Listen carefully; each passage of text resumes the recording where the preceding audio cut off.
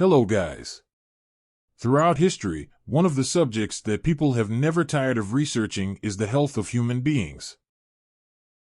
So where do these diseases come from? How do we get sick? How do we know which medicine will be good for us? What processes lead to treatments and what awaits us in the future?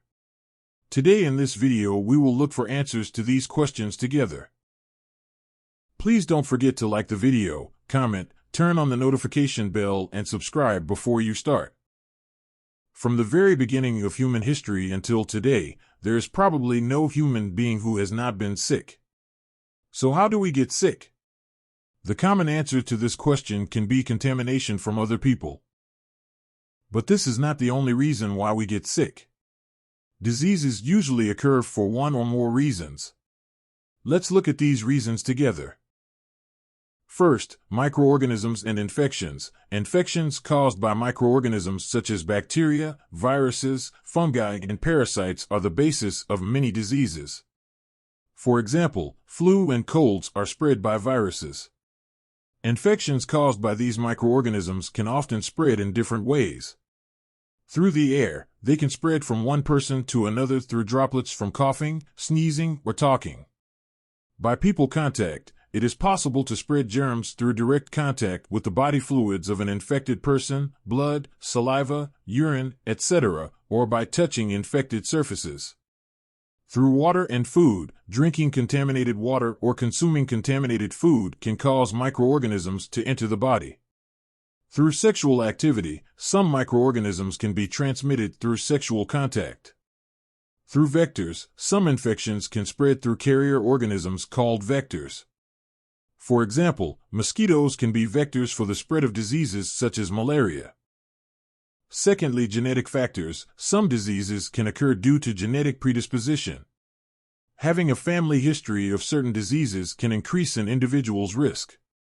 Some examples of genetic diseases are cystic fibrosis. This disease is caused by a mutation in the CFTR gene and can cause mucus to thicken in the lungs, digestive system, and other organs. Huntington's disease. This disease is associated with a mutation in the HTT gene and can cause nerve cells to break down, leading to uncontrolled movements, mental disorders, and progressive neurological symptoms. Hemophilia, a bleeding disorder inherited on the X chromosome and is associated with a deficiency of factor VIII or factor IX as a result of mutations in the F8 or F9 genes. Tay-Sachs disease. This is a rare metabolic disorder associated with a mutation in the hexa gene and can lead to central nervous system problems.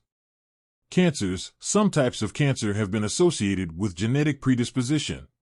For example, certain mutations in genes such as BRCA1 and BRCA2 for breast cancer can increase the risk of cancer. The evolution of these diseases is shaped by genetic predisposition as well as environmental factors, such as smoking, dietary habits, exposure to toxins. It is important to remember that genetic predisposition can increase the risk of developing a disease, but environmental and other factors also play a major role in the disease development. Thirdly, through water and food. Drinking contaminated water or consuming contaminated food can cause microorganisms to enter the body.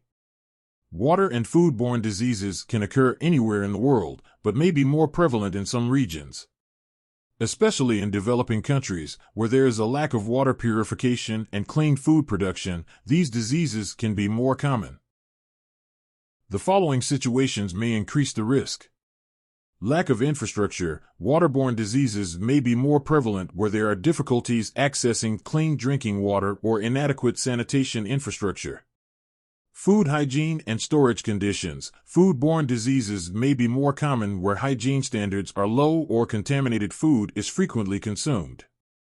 Access to health services. In some areas, access to health services can be difficult and the diagnosis and treatment of diseases can be delayed. But even in developed countries, water and foodborne diseases can occur. This can often be due to a lack of adherence to sanitation rules, errors in food production or processing, and the circulation of contaminated food. Fourth, through vectors. Some infections can spread through carrier organisms called vectors. For example, mosquitoes can be vectors for the spread of diseases such as malaria. Malaria is particularly common in tropical and subtropical regions. The places where malaria is most common are Africa, Southeast Asia, Central and South America. There are other causes of diseases such as environmental factors, unhealthy diet, unhealthy lifestyle, and stress. You can also watch our video on the effects of chronic stress on human health. It is important to remember that every individual's health status is different and the risk of getting sick can vary depending on many factors. Adopting a healthy lifestyle, regular health checkups, and taking appropriate precautions are important to prevent or detect diseases at an early stage. Well, have you ever thought about the process by which treatments are found? Treatments for diseases are usually found after several processes and stages. Let us briefly explain them without going into too much detail.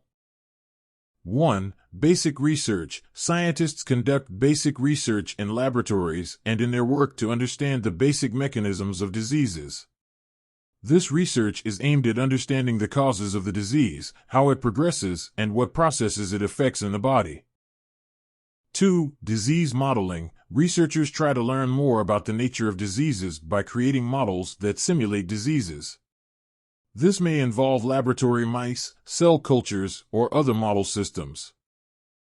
3. Drug discovery. Based on the results of basic research, scientists try to develop new drugs for potential treatments.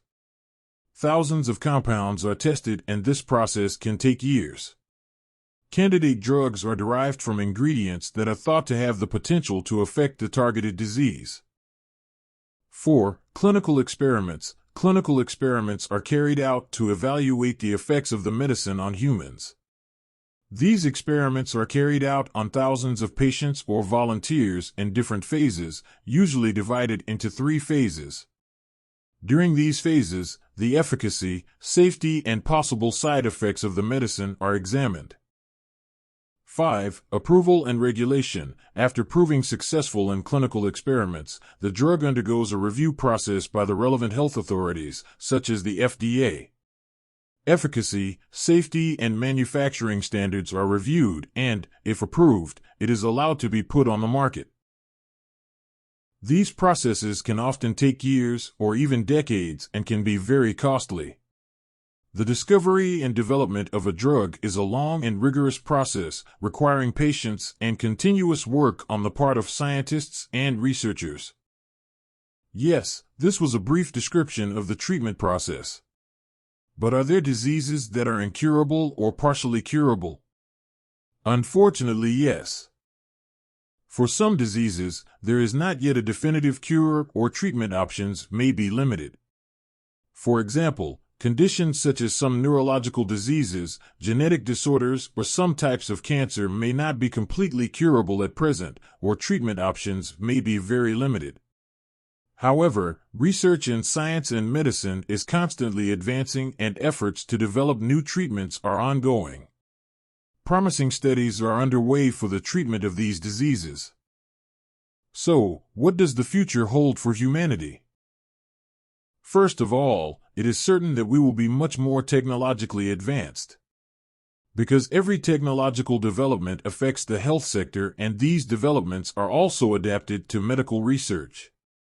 For example, many technological developments from robots to 3D printers, from virtual reality applications to remote surgeries are already being applied even now. We actually use some technological devices in our daily lives, such as smartwatches. For now, they only show us our cardiological data, but of course they will provide us with more data in the future. With the development of artificial intelligence and the increasing diversity of data collected through the Internet of Objects, the way for preventable health is gradually opening up. In the coming period, artificial intelligence will be able to make recommendations to take precautions against disease before people get sick. In case of disease, patient-specific medicines can be developed by processing big data, including patient history and genetic predisposition, by artificial intelligence. Thus, thanks to personalized health, the success rate of treatment can be increased by prescribing pinpoint drugs to the patient. Virtual reality is already being used to train future surgeons and for surgeons to practice surgery. Such software programs are being developed by companies such as Osso VR and Immersive Touch and are being actively used with promising results.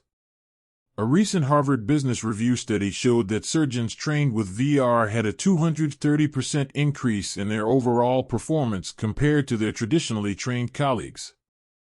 These and many more technological developments are being researched and already being implemented. Of course, these developments will not ensure that we do not get sick completely, but of course earlier diagnoses will be made than we are now.